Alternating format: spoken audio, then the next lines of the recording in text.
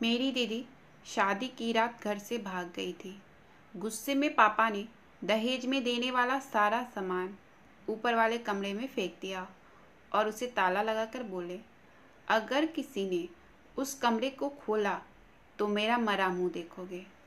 उनकी ऐसी बातें सुनकर सभी घर वाले डर गए थे। कई महीनों तक कोई उस कमरे के पास जाता भी नहीं था। मैंने एक रात पापा को दूध का गिलास उस कमरे में ले जाते हुए देखा तो चुपके से पीछे गई।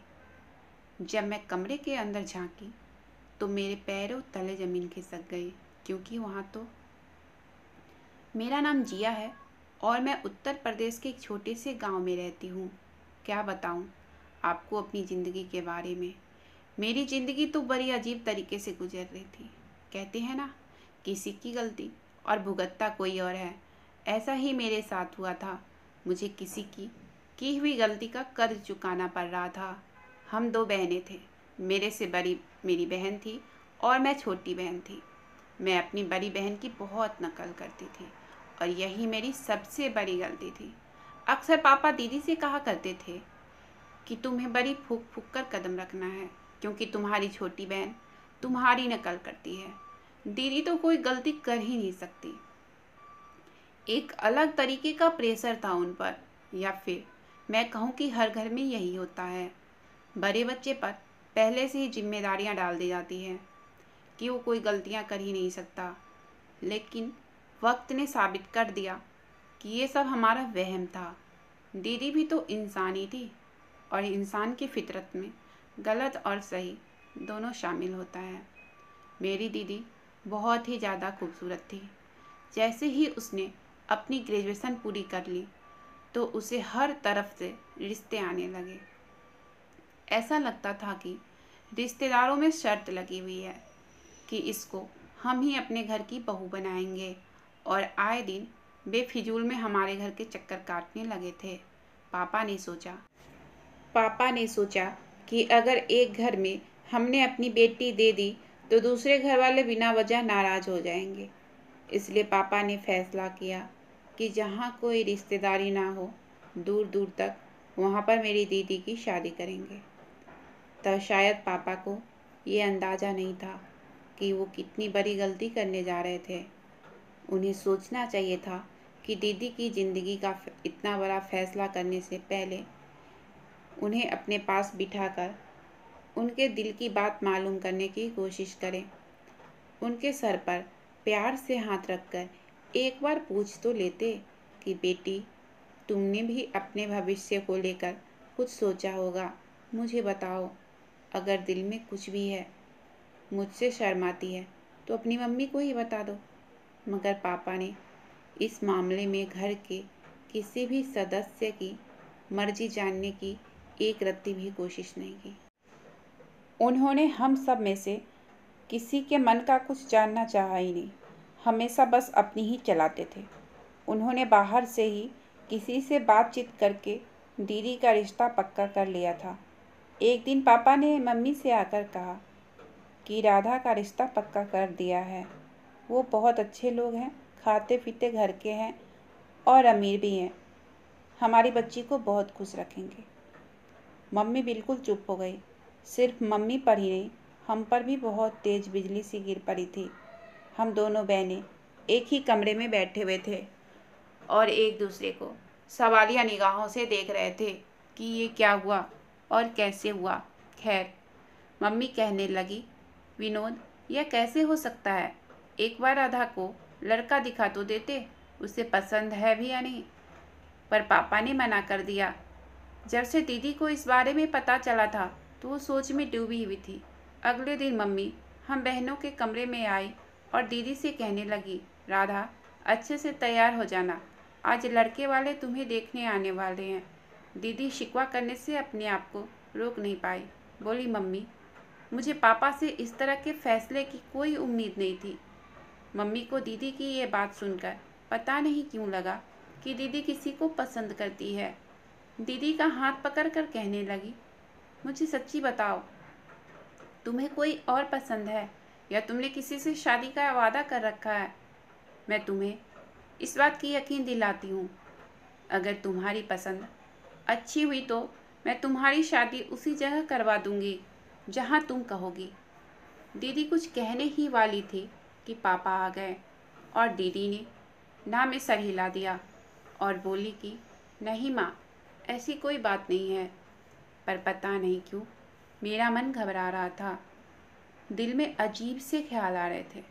ऐसा लगता ये शादी मेरे लिए खुशियाँ लेकर नहीं आएगी, बल्कि मेरे मुकद्दर की बर्बादी बन जाएगी। मम्मी ने कहा, बेटा, शुरू शुरू में ये घबराहट सभी को होती है, सबको डर लगता है, कुछ नहीं होगा, अच्छा सोचो। शाम को वो लोग दीदी को देखने आ गए थे। उनमें एक बूढ़ी औरत थी और एक जवान लड़की। उन्होंने बताया कि लड़के की माँ बीमार है, इसलिए दादी और बहन आई है। मम्मी दीदी को भी लेकर गई थी उनके सामने। लड़के की दादी ने दीदी को बहुत प्यार किया था। वो लड़की भी बड़ी प्यारी सी लग रही थी। वो तो दीदी को अभी से ही भाभी कहने लगी थी। फिर जाते हुए लड़के की दादी ने दीदी के हाथ में पैसे रख दिए। सच कहूँ तो दीदी के लिए उसके ससुराल वालों का इतना प्यार देखकर मेरी आंखों में आंसू आ गए थे। माँ ने दीदी से पूछा, तुम बताओ राधा, तुम्हारी क्या राय है? इतना सुनना था कि दीदी तो जैसे शर्म के मारे लाल हुई जा रही थी। उनके गाल तो बिल्कुल लाल टमाटर हो गए थे। दीदी बोली कि मम्मी, मुझे इस रिश्ते से कोई ऐतराज़ नहीं है। फिर तो हमारे घर में खुशियों का माहौल हो गया था। कोई नहीं जानता था खुशियाँ गम में बदलने वाली थी। सब कुछ बहुत अच्छे तरीके से हो रहा था। कुछ भी गड़बड़ नहीं होनी चाहिए थी। दीदी भी खुशी खुशी हर चीज़ में हिस्सा ले रही थी। वो अपनी हर चीज़ खुद ही पसंद कर रही थी। अपना लहंगा, नेकलेस भी तो उन्होंने खुद ही पसंद किए थे। सब कुछ अच्छा अच्छा सा हो रहा था। किसी को अंदाज़ा भी नहीं था कि दीदी अपने दिल में क्या सोच बैठी है। सब घर वाले बहुत खुश थे। मैंने तो हफ्ता पहले ढोलकी का इंतज़ाम कर लिया था और रोज़ बजाती भी थी। मम्मी ने मुझे मना भी किया कि लड़कियों की शादी पर इतने दिन पहले ढोलकी नहीं बजाई जाती, मगर मैं कहाँ मानने वाली थी। बहुत मज़े किए हम सब ने मिलकर। ऐसे ही बारात का दिन भी आ गया।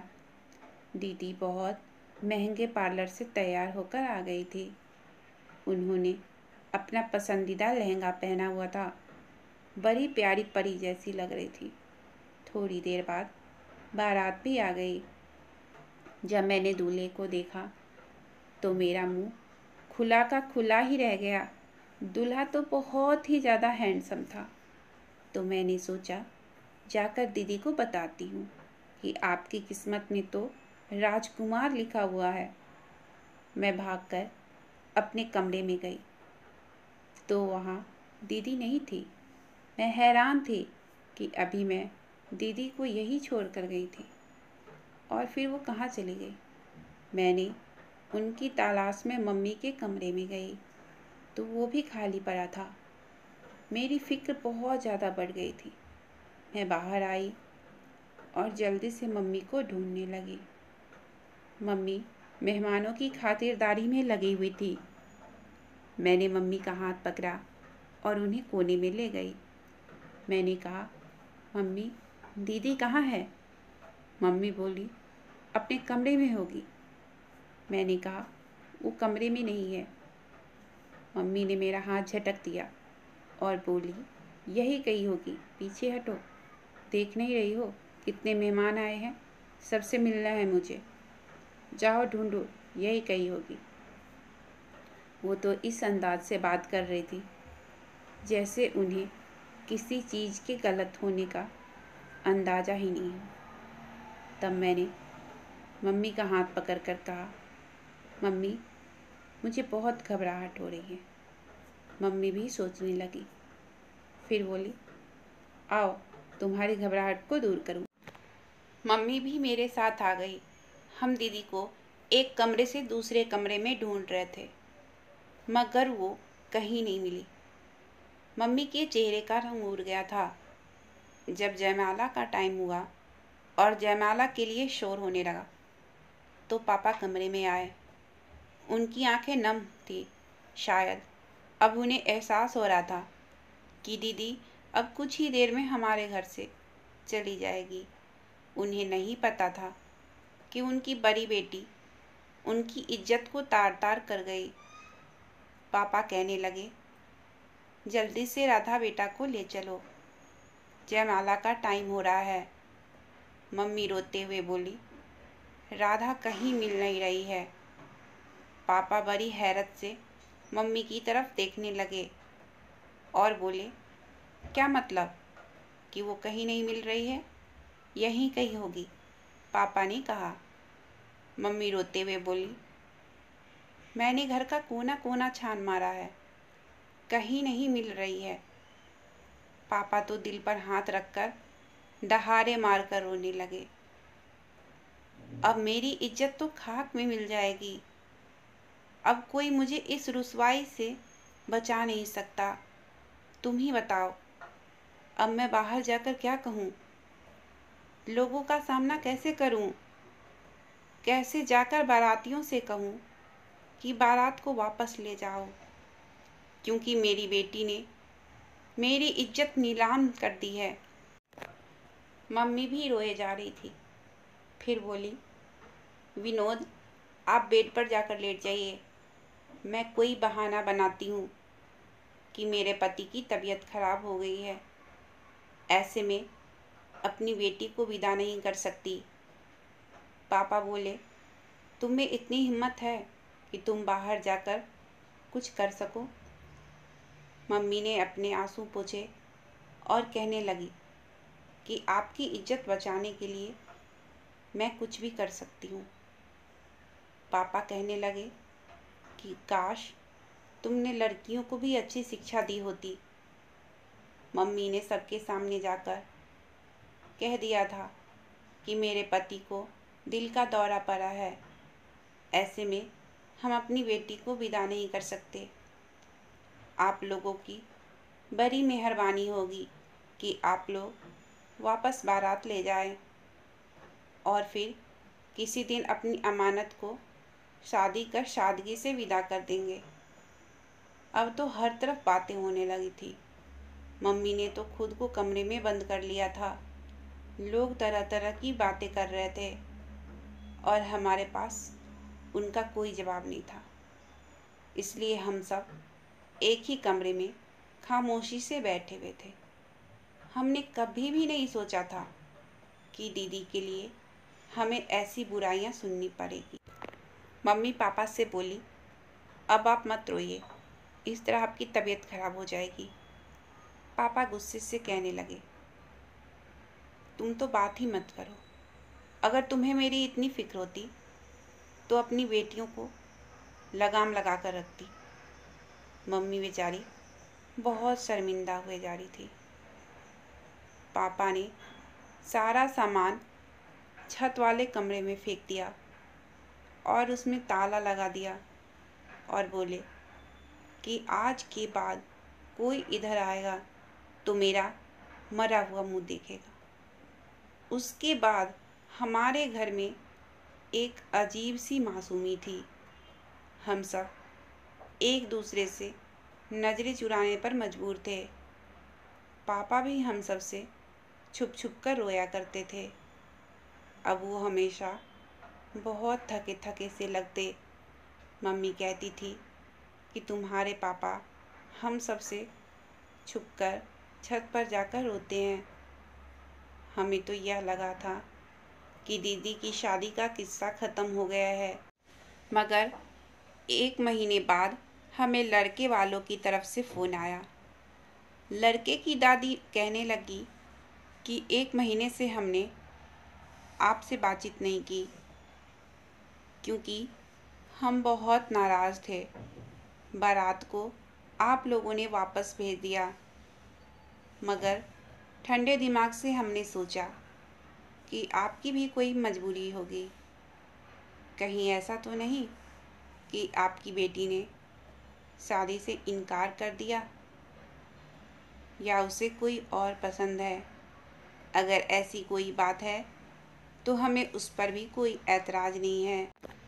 अगर आप अच्छा समझे तो अपनी छोटी बेटी का रिश्ता हमें दे दे, क्योंकि हमने बहुत घरों में रिश्ता ढूंढा पर आपके बच्चे हमें बहुत अच्छे लगे। आपका घर हमें अच्छा लगा, इसलिए हम चाहते हैं कि किसी न किसी तरह हमारी रिश्तेदारी आपसे ही हो जाए। मम्मी कहने लगी, ठीक है, मैं अपने पति से बात करके आपको बताती हूँ। मम्मी ने फ़ोन रख दिया और मुझसे बोली, जिया, क्या तुम्हें ये रिश्ता मंजूर है? मैंने कहा, जिस तरह से पापा ने दीदी के जाने के बाद हमारा जीना हराम कर रखा है, नफ़रत की निगाह से हमें देखते हैं, मैं चाहती हूँ कि दिन से रात ना हो और मैं यहाँ से चली जाऊँ और दोबारा यहाँ पर वापस लौट कर ना आऊँ। मम्मी मेरे गले में अपना हाथ डालकर रोने लगी। बोली, हमारा नसीब ऐसा ही है, किसी और की सज़ा अक्सर हमें ही मिलती है। तुम्हारी माँ के साथ भी ऐसा ही हुआ था और तुम्हारे साथ भी ऐसा ही हो रहा है। मैं चाहती हूँ कि तुम्हारी तकदीर बदल जाए, मगर मैं क्या करूँ? मैं तो खुद मजबूर हूँ। हमारे हाथ बंधे हुए हैं। मम्मी इस कदर टूटी हुई थी कि मुझे ही उनकी हिम्मत बनना पड़ा। मैं मम्मी से बोली, आप नाराज़ मत हो, भगवान सब अच्छा करेंगे। मैं उठकर कमरे में चली गई थी, क्योंकि पापा के घर आने का टाइम हो रहा था। आज मेरा मन अजीब सा हो रहा था, क्योंकि आज मेरी किस्मत का फैसला होना था।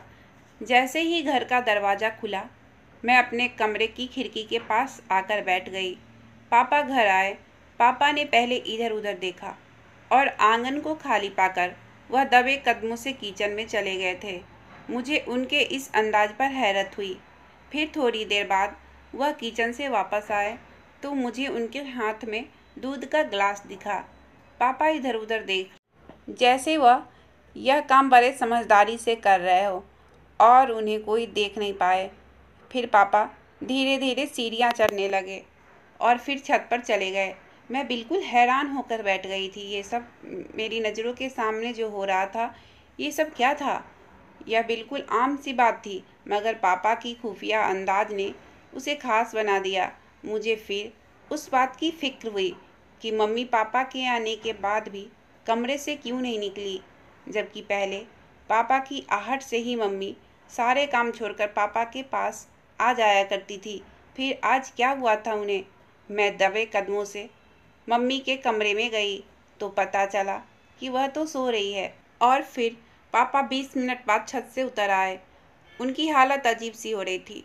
मैं ये सब अपने कमरे की खिड़की से देख रही थी। थोड़ी देर में जब मम्मी उठी तो उन्होंने पापा को बताया कि आज वही लड़कों वालों का फ़ोन आया था और अब वो हमारी छोटी बेटी का हाथ मांग रहे थे। वो कहने लगे कि आप हमें अपनी बड़ी बेटी का रिश्ता नहीं दे सकते तो अपनी छोटी बेटी का ही रिश्ता दे दे। पापा इतना सुनते ही गुस्सा करने लगे और बोले, उनसे कहना कि अभी हमारा दिन इतना ख़राब नहीं हुआ है और ना ही हमारी बेटी की नसीब इतनी ख़राब हुई है जो तुम जैसे लोगों के यहाँ अपनी बेटी का रिश्ता करे। जहाँ मैं चौंक गई थी वही मम्मी भी दंग रह गई थी। मम्मी ने कहा, आपके इस बात का क्या मतलब? क्या वो लोग अच्छे नहीं हैं? पापा ने ना में सर हिला दिया और कहने लगे, आज के बाद उनका फ़ोन आए तो मत उठाना। तो मम्मी बोली, क्यों, क्या हुआ? आपको तो अपनी अक्ल पर बहुत भरोसा था, आपसे इतनी बड़ी भूल कैसे हो गई? फिर तो अच्छा ही हुआ कि राधा घर से भाग गई। अगर आप इन लोगों को रिश्ता दे देते तो भी बुरा ही होना था। उसके साथ पापा इतना सुनते ही कमरे से बाहर निकल गए। मम्मी फूट फूट कर रोने लगी। वो रोते हुए बोली, राधा, तुमने मेरी ज़िंदगी ख़राब कर दी। अब पापा जितनी भी देर घर में होते थे, मम्मी कमरे से बाहर नहीं निकलती थी। अब जब मैंने थोड़ा ध्यान देना शुरू किया तो पाया कि पापा अक्सर दूध का गिलास छत पर ले जाते थे। समझ नहीं आ रहा था कि वह दूध का गिलास छत पर क्यों ले जाया करते थे। अब मैं हर वक्त इस बात के लिए परेशान रहती थी। इस वजह से मुझे नींद भी नहीं आती थी। सच कहूँ तो मुझे दीदी की बहुत याद आती थी। जाने क्यों मेरा मन नहीं मानता था कि दीदी कुछ गलत कर सकती है। यही सब सोच रही थी कि घड़ी की तरफ नजर गई तो रात के 2 बज रहे थे। बाहर कुत्ते भौंक रहे थे। मैं उठकर कमरे की खिड़की के पास आकर बैठ गई। मुझे अजीब सा महसूस हो रहा था, जैसे कोई आंगन में घूम रहा हो। मैंने ध्यान से देखा तो वो पापा थे। उन्हें देखकर लग रहा था जैसे वो बहुत मजबूर हो। मुझे उन पर बहुत तरस आने लगी थी। मैंने देखा कि पापा छत की तरफ गए हैं। आज मैं भी उनके पीछे पीछे चली गई। मैं देखकर बहुत हैरान थी कि जिस कमरे के आसपास भी पापा ने सबको आने से मना किया था, वो कमरा खुला हुआ था और वहाँ से रोशनी आ रही थी। इसलिए मैं छुपकर अंदर का सारा मंजर देखने लगी। पर ये क्या, अंदर तो दीदी बैठी हुई थी। पापा दीदी को खाना खिला रहे थे। दोनों चुप थे, मगर उनकी आंखों से आंसू बह रहे थे। फिर थोड़ी देर बाद पापा बोले, तुम मेरी बड़ी बेटी नहीं हो। अब तो तुम ये बात जानती हो ना। दीदी पापा के ऊपर चिल्ला पड़ी, इसलिए आप मेरे साथ ऐसा कर रहे हो क्योंकि मैं आपकी औलाद नहीं हूँ। क्या आप यही घिनौनी हरकत जिया के साथ कर सकते थे? पापा बोले, बेटा मैं तुमसे बहुत प्यार करता हूँ, मगर तुम ये बात जानती हो कि मैं ये सब कुछ कभी जिया के साथ नहीं कर सकता था। दीदी और जोर जोर से रोने लगी थी। मुझे कमरे में क्यों बंद कर रखा है? आज ही बहुत वक्त है। वैसे तुम तो सारा दिन बेहोश हो जाती हो। मेरी मजबूरी है, बस इसलिए तुम्हारे खाने में बेहोशी की दवाई मिला देता हूँ। मुझे माफ़ करना बेटा। उन दोनों की ये बातें मेरे सर के ऊपर जा रही थी। फिर पापा कहने लगे, जिया की वजह से मैं ज़्यादा देर कभी छत पर नहीं रहता हूँ, क्योंकि मुझे लगता है उसे कहीं मुझ पर शक ना हो जाए। वो देर रात तक जगी रहती है, अभी सो रही है। इसलिए आज मैं तुम्हें सब सच बताता हूँ। हम 2 भाई बहन थे, एक मैं और एक मेरे से बड़ी बहन थी। वो मेरे से पूरे 10 साल बड़ी थी, इसलिए उनकी शादी पहले हुई थी। दीदी की शादी के बाद हमारे घर में बहुत खामोशी सी छा गई थी।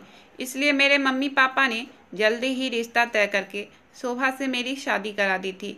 उन्हीं दिनों में हम पर कयामत सी आई थी, क्योंकि दीदी का पति अच्छा नहीं था। वो दीदी के साथ मारपीट करता था, इसलिए दीदी का उससे तलाक हो गया और दीदी हमारे घर आ गई। दीदी की गोद में 2 महीने की बच्ची थी। उन्हें ना अपनी फिक्र रहती और ना ही बच्ची की फिक्र रहती। माँ भी बूढ़ी हो चुकी थी, इसलिए वो भी उस बच्ची को संभाल नहीं सकती थी। तुम जानती हो वो बच्ची कौन थी? तुम, मेरी बड़ी बेटी। शोभा ने तुमको हाथों हाथ ले लिया और तुमको इतना प्यार किया कि मैं भूल ही गया कि तुम मेरी बेटी हो या भांजी। जब तुम बोलने लगी तो शोभा को मम्मी कहने लगी और अपनी माँ को बुआ। हालात कुछ संभले तो हम तुम्हारी मम्मी का रिश्ता ढूंढने लगे। दीदी ने एक लड़के का नाम खुद ही लिया। मेरी शादी उससे करवा दो। पापा ने मुझे कहा, उस लड़के के बारे में पता लगाओ। पता किया तो वो लड़का फ्रॉड निकला। मैं जब तक ये बात तुम्हारी मम्मी को बताता, तब तक तो वो उस लड़के के साथ भाग चुकी थी, फिर मुझे कभी नहीं मिली। मगर जब मुझे ये ख्याल आता कि तुम कहीं अपनी मम्मी के जैसी तो नहीं निकलोगी, तो मेरा जीना हराम हो जाता। इसलिए मैंने जल्दी जल्दी तुम्हारा रिश्ता देखा और तुम्हारी शादी कर डाली। जब लड़के की माँ बीमार थी, दादी और बहन मौजूद थी, तो मैंने सोचा चलो कोई बात नहीं, शादी जल्दी हो जाएगी। पता है फिर क्या हुआ? जिस दिन तुम्हारी बारात में लड़के की माँ ठीक होकर आई, तो उन्हें देखते ही मुझे समझ ही नहीं आया कि मैं क्या करूं। मुझे उस समय जो ठीक लगा मैंने वही किया बेटा। तुम जानती हो लड़के की माँ कौन थी? मेरी दीदी। और तुम्हारी असली माँ थी, यानी वो लड़का असल में तुम्हारा भाई था। मैं ये सब देखकर काफ़ी परेशान हो गया था, इसलिए मैंने तुमसे कहा कि छत पर आकर मेरी बात सुनो, और फिर मैंने तुमको छत वाले कमरे में बंद कर दिया। मैंने सोचा था कि सुबह तक शोभा को सारी सच्चाई बता दूंगा। फिर मैंने सोचा कि कहीं तुम अपनी सगी माँ के जैसे भाग न जाओ, इसलिए मैंने तुमको यहाँ पर बंद रखा। ये मत समझना कि अपनी बहन की बेटी को मैंने कैद करके अपनी औलाद से प्यार करता हूँ। जिस दिन से मैंने तुम्हें बंद करके रखा है, उस दिन से जिया से सही से बात भी नहीं करता हूँ। उस पर भी मैं बहुत सख्ती दिखाता हूँ। राधा दीदी जैसे एकदम से होश में आ गई थी। वह बोलने लगी, अगर मैं घर से भाग जाती तो आपकी इज्जत खाक में मिल जाती, मगर आपने मुझे यहाँ बंद करके भी अपनी इज्जत खाक में मिला ली है। लोग तो बातें बनाते ही होंगे कि राधा घर से भाग गई है, तभी तो बारात वापस लौट गई है। अभी वह दोनों बात कर ही रहे थे कि चिड़िया के चहचहाने की आवाज़ आने लगी। तो पापा बोले, बेटा अभी मैं जा रहा हूँ, सुबह हो गई है। मैं जल्दी से आगे बढ़ी और बोली, बस पापा, मैं अपनी दीदी पर अब और जुल्म नहीं होने दूंगी। इसकी मम्मी ने जो गलती की है उसकी सज़ा दीदी को नहीं होने दूंगी। आपने ये सब क्यों किया दीदी के साथ? पापा मेरी बात सुनकर बिल्कुल चुप हो गए थे और नीचे चले गए थे। इसलिए मैं दीदी का हाथ पकड़कर नीचे ले आई थी। पापा उस समय बहुत शर्मिंदा हुए थे। मम्मी दीदी को देखकर बहुत खुश हुई। फिर मैंने मम्मी को सारी बात बताई। पापा ने हम सब से माफ़ी मांगी। हम सब ने पापा को माफ़ कर दिए। पापा ने दीदी को उनकी माँ से मिलने की इजाज़त दे दी। अब दीदी की शादी एक बहुत ही अच्छे लड़के से होने वाली थी। अब घर में खुशियाँ ही खुशियाँ थी।